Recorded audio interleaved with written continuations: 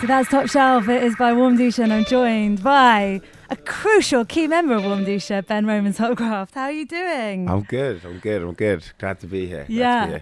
So you guys, I should also say your Warmduscher alias is Mr. Saltfingers Lovecraft. Oh yeah. You could forget. So tell me, you guys, you just wrapped up the tour a couple of weeks ago at the Troxy, touring UK and Europe. How are you doing? How's the come down been? It was probably about as long as expected. Still doesn't make it any better knowing that, but no, it was good. It was just like, yeah, I always struggle because it's just a matter of, it's not even really, it's more just returning to the solitude of having your own thoughts. Do you know? I mean, I think that's the hardest thing really for me, but yeah, it's been good. Been back in the studio already and stuff. So, oh, have you? Yeah, that's good. Yeah. And what was this tour like? Because obviously you guys have been on the road a lot now. You've been touring, album after album. What was this Too Cold to Hold tour like? Was it kind of magic? Yeah, it was. I think they all are really, to be honest. There's always something to them, which is like, you kind of find a new sort of energy or some kind. But yeah, it was good because I think we never done a European tour as well. So that was the first time. We've never done a headline European tour. I think the last time we tried to do that, it got cancelled because of COVID and stuff. But yeah. So that was really nice to do that, and then it was just it was wild because it was we don't go on tour that for that long amount of time ever. So it was kind of nice to do like a month in a way, just to kind of cram it all in and see what it felt like, yeah. And it was a bus tour as well. Yeah, it was. We were on a bus, but it was. I mean, I'd say. A bus is only glamorous if you've got about like 3 of them, I think. You've got a fleet of buses. Yeah, it's kind of turns into like a sort of hostel or some weird stag do or something. And also you had your brother's band, Wooloo, they came on tour with you as well. And the support bands came on the bus as well, right? Yeah, they did. That was really good. And it was nice for my brother because my brother he just had a kid. And stuff like that. So I don't really get to see him as much. So we used to live together even when we were adults and stuff. So we've been around each other a lot. So in a way, I haven't seen him for a good little while. So it was a nice little, escape, and just me and him like playing video games and watching films and stuff like that. It was quite old school. So that was really nice. Yeah. And you went to like Amsterdam and Paris and Berlin. Any particular shows that stand out or funny tour stories from those shows? There's I'll have to go back in my mind. I can't even. I've probably been repressing them. But it's probably all a blur at this point as well. Yeah. There was just. I feel like the European leg was great because the crowd you could feel they were really up for it because there was this. I think there's a lot of people were saying when we were speaking to them afterwards that we'd never been there before. So and they knew that it was very like there's a bit of anticipation that was a little bit more kind of spiked than it usually is if you play at UK all the time, which we do. So yeah, that just the whole of the European. It kind of felt like it was all one gig really because it was so everything felt so new. So it all felt like the same kind of thing, and so it was all like. Yeah, it was just like one blur, but it felt great, the European leg. Yeah. And the Troxy show was super fun. The Troxy show. It was like a whole late night thing. I was like, on the day, I was like, oh, they're not on till 11. Okay, 6. So it was like a proper party. Yeah. No, that was special. That was really special. And then, it was good. Had loads of people I hadn't seen for ages come there and stuff like that. So, yeah, those gigs, they're almost a little bit too stressful because they're such a jump sometimes, like...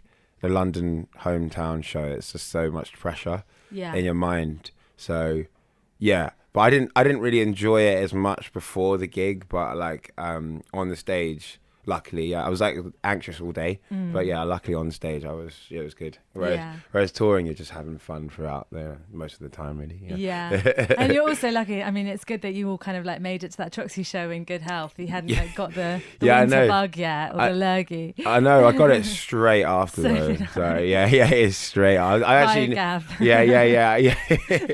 actually knew it was coming. So I just, I knew it was happening. So obviously, the new album Too Cold to Hold came out in mid-November, and this is, it's like a It's just full of bangers, and it's such a great record. Like, I loved listening to it. Thank you. And there's some amazing collaborations on it as well, like Leanne Havis and Irvin Welsh, Janet Planet from Confidence Man. Yeah. And you also produced, didn't you, this record? Yeah, I did it. I did with my sort of engineering co-production partner, Jamie Neville, who, he used to play in a band called Puma Rosa. Oh my God, Yeah, I know them. yeah. He's a great guy, great friend of mine, and we just started collaborating from about lockdown, because music was kind of going out live music was going out the window a bit. So yeah, we actually started doing production then, and then we kind of built towards doing it with Warmduscher. So that was wicked. Yeah. And what was it? A bit of a different vibe, because previously you guys have made albums with Al Doyle and Dan Carey, obviously, is a big collaborator. Yeah. So was it a little bit of a different? Obviously, you have your production chops. I'm not saying it in that way, but was it a bit of a different thing, kind of making a Warmduscher record and you guys having? It was different. It was different, but it was also, there was a bit more. There was a lot more work involved, obviously, in my end, kind of thing. No, it was just exciting, really, and we worked in a studio called Narcissus Studios, which is in I can't remember, it's in North somewhere. It's quite deep, quite far away from where I live, but it was great, and the studio was amazing, and everything was just really exciting, really, and I felt just felt really in control, basically, which is that's the main anxiety you have when you work with other people. You're like, sometimes stressing, going to the toilet a little bit freaked out, pretending it's all good. You know what I mean? But that was not really much of that. It was more just like, what we're going to do it, when we're going to do it. You know what I mean? So that's a nice new feeling. Yeah. And how did the tunes come together? Did it feel sort of, was it same vibe as always, or was it different? Yeah, it was different. Yeah, it was different. What is it? It was. I'm trying to remember exactly how it went. It's quite a while ago now.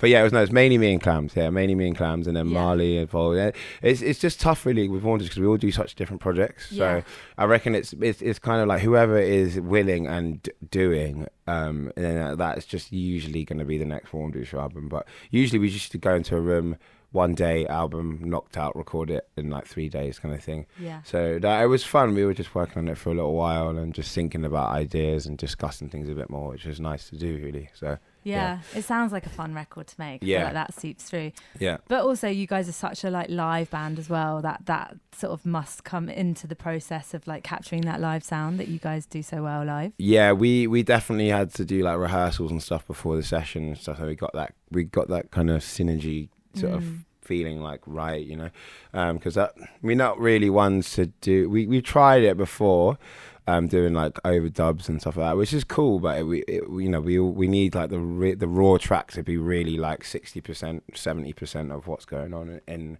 live. The live performance needs to take up that much space, I think. So it's quite important for us.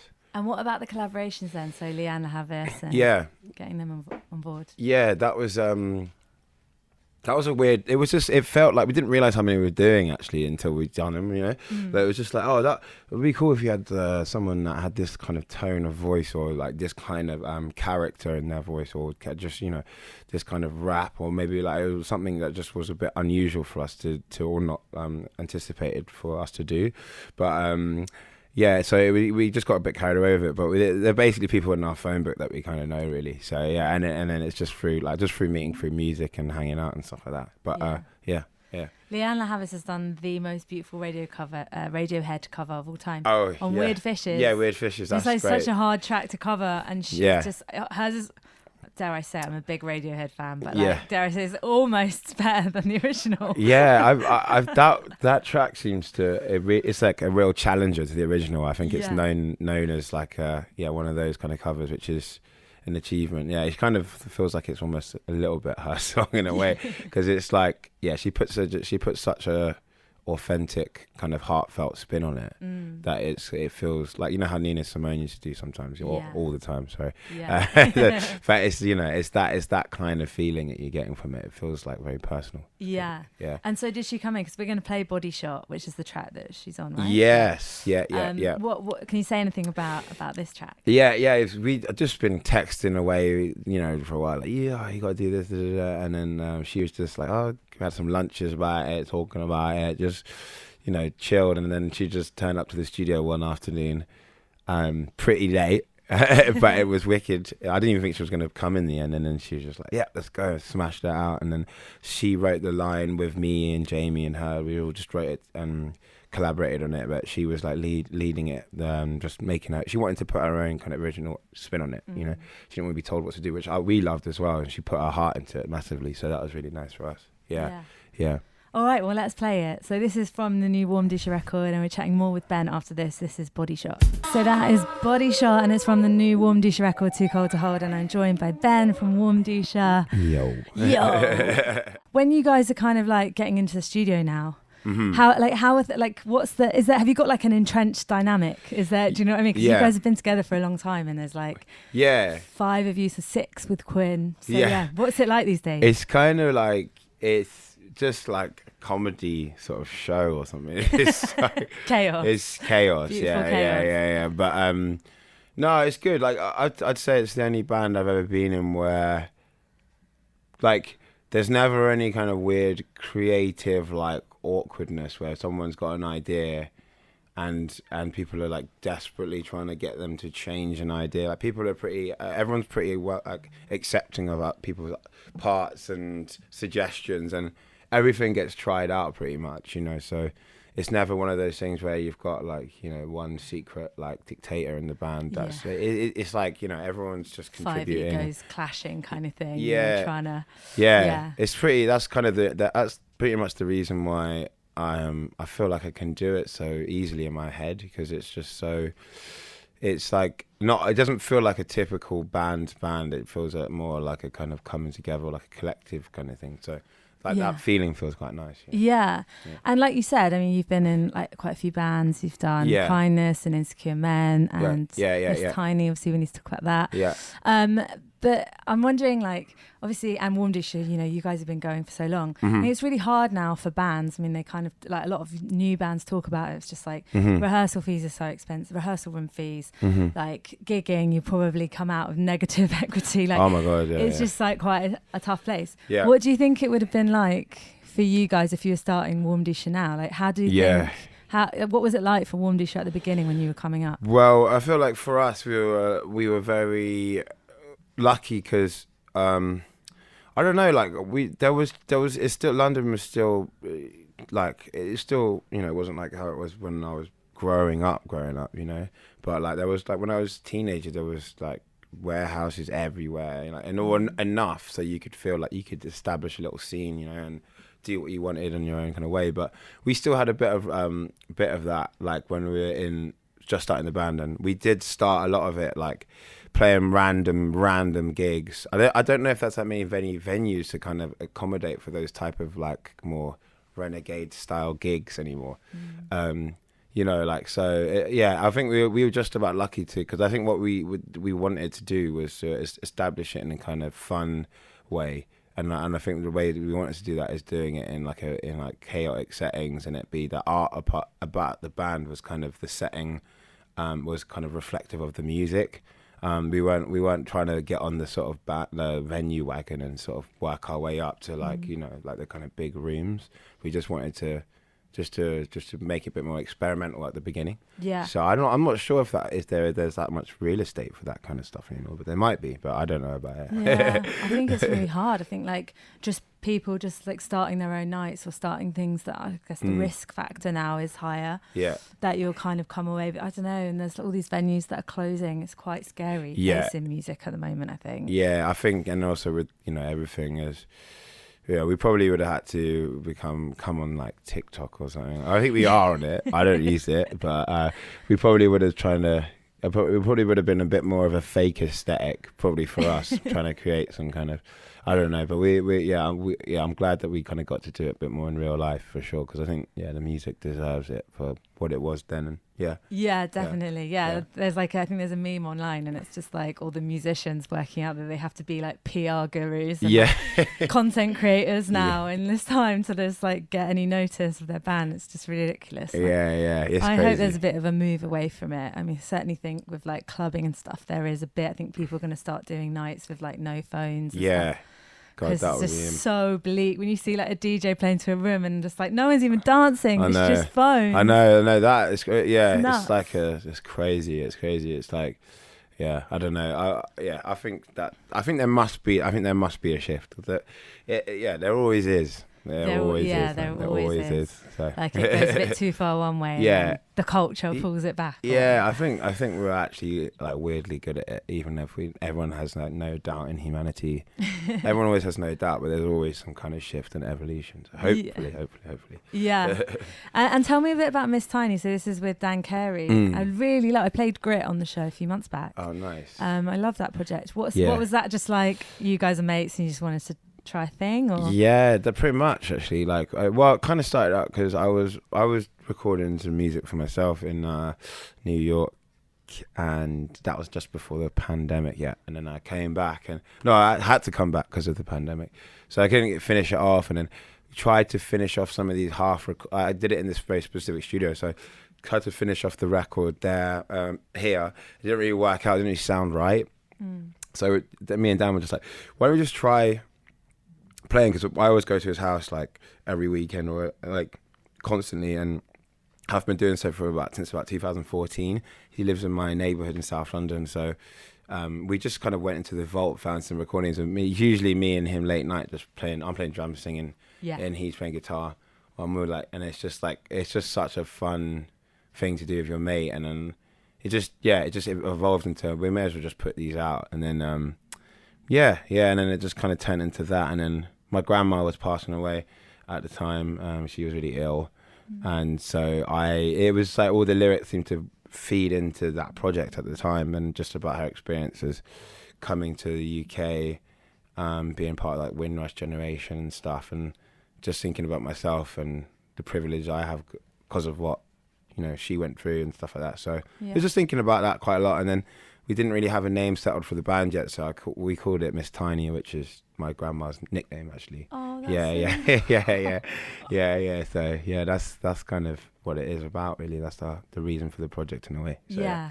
And you're gonna do a bit more, or is it just a back burner for now? Or? Yeah, we were recording. We had a little bit of a time off, just for some personal reasons, and we're doing different things. It's just difficult because it's like me and Dan do so much different things. Yeah. So but that's the beauty of it as well. It's just a fun thing as well. So not too much pressure. But we've written and recorded quite a lot of tracks now. So we're just on the precipice of just like finishing the record properly. So which hopefully we can release it next year.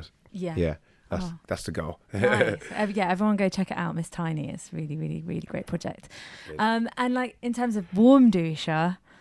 Yeah. Is there a new record in the where are you guys at? You just like, just touring, chilling, and then we'll get to it? Or touring is like, the way I look at it is like an opportunity to start writing again, because like there's a kind of electricity that happens when you just play with people that you're not only are you respect and you're friends with and whatever, but also people that are like, when your band are really tight, it's a really amazing time to sort of like, and then everyone is so bored of playing the set, like your subconscious is so desperate to find something new, like, so all those things added together makes for this quite like weirdly primed situation for making new music, I think.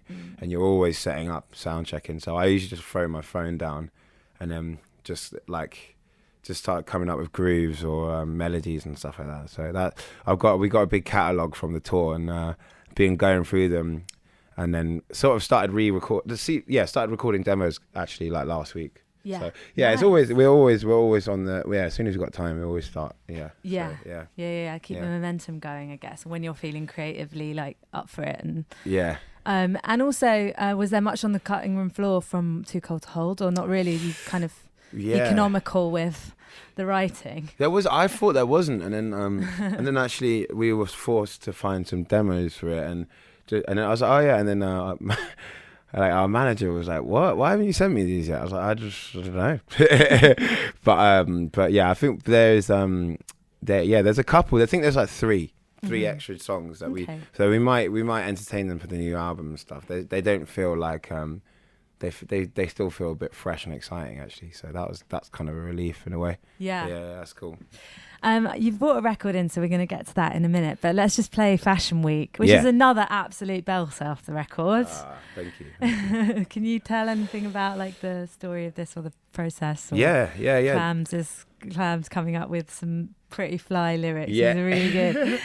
Yeah, no, I can. Yeah, that was the first track we made for the album, and I just wanted to make something that had like a different kind of sway to it. I don't know, like we always doing a lot of 4/4 stuff, so it kind of had a little bit almost like a slightly like I'd say like Zamrock influence or Afrobeat kind of groove to it, I'd say.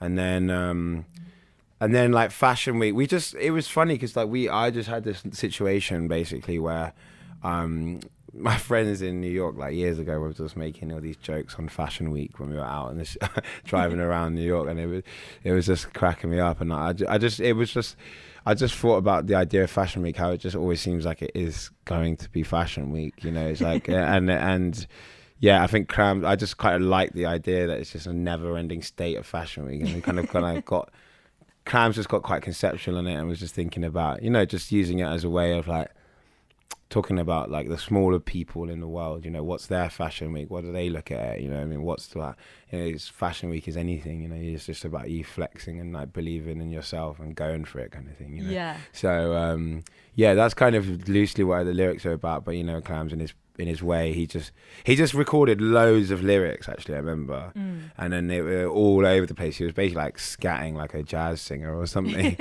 And then I just started taking them, editing them, putting them next to each other and piecing out and figuring it out kind of thing. So yeah, it was a fun one to make, actually. Yeah, Let's hear it. Okay, cool. This is Warmduscher Fashion Week. Such a party tune. I always just like I have like got myself some new shoes in my head. We Marley from the band does a very consistently funny interpretation of that lyric.